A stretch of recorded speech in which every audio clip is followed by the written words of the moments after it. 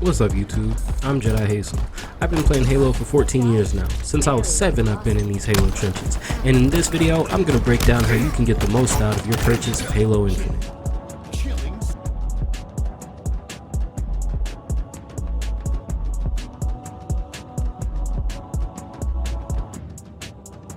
Kinda obvious, but you should definitely refamiliarize yourself with the Halo franchise's story.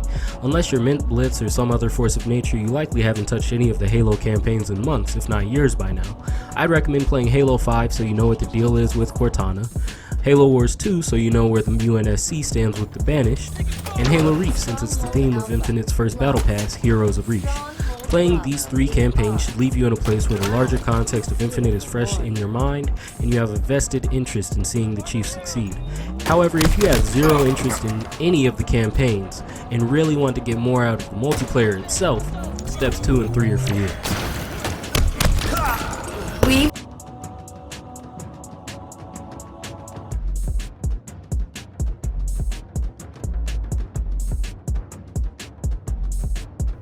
When it comes to multiplayer, the 2 most important aspects of any Halo player's game are their pathing and their peeking.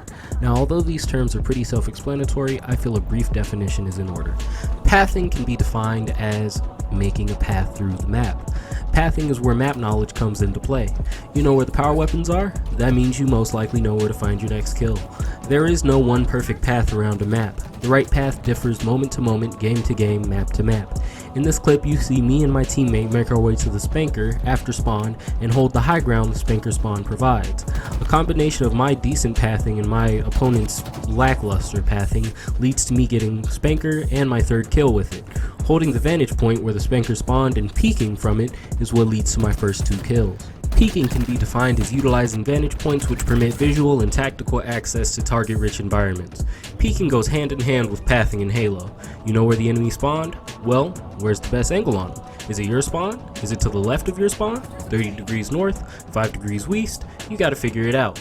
Peeking is a skill you only develop after playing match after match and seeing where on maps other players frequent and where they tend to peek from. So pathing and peeking, figuring out where you're going, how you're going to get there, and what you're going to do when you get there.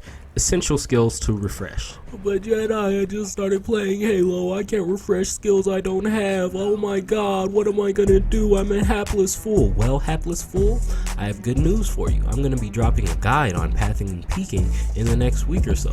Hit that subscribe button and that notification bell so you don't miss it. And yeah, look forward to the tech.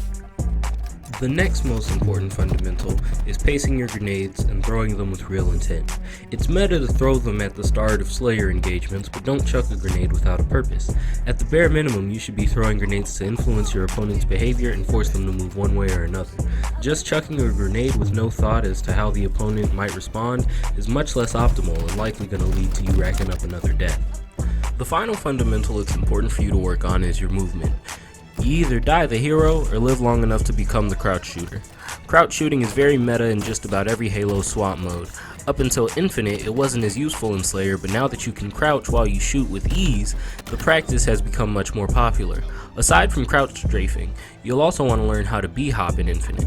It's very similar to B-hopping in other games like Apex. You sprint, you slide, and you jump in quick succession. B-hopping has saved me from many a grenade and led me to many a kill. I really think it's a worthwhile practice.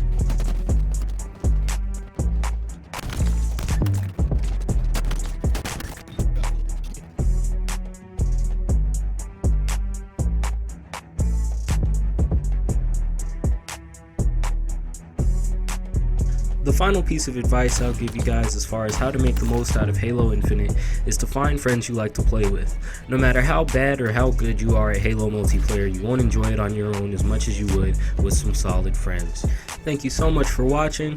I'm Jedi Hazel signing off. Please like, comment, share, subscribe, hit the notification bell, and also consider checking out my Patreon. Speaking of my Patreon, thank you so much to the patrons you see on screen, and until next time, Baba Booey.